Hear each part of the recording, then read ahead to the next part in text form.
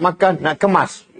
Penat letih. Hari tu tak baca Quran sebab habis masa untuk masak. Betul. Simple je.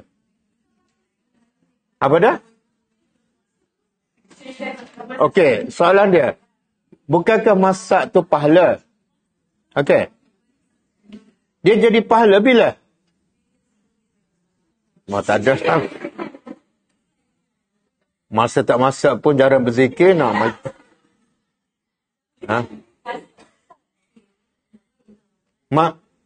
Masak tu jadi pahala pertama kalau kita niat kerana Allah. Tapi kalau kita buat sebab geramnya aku terpaksa buat, tak dapat pahala. Lepas tu yang kedua, tak mengganggu kerja wajib kita. Solat awal waktu kan, ibadat yang lain tak mengganggu. Yang ketiga, tak membazir. Barulah jadi pahala. Ini ibadat pahala sampai hari tu tak sempat baca Quran. Kena seimbang. Antara pahala memasak dengan pahala baca Quran.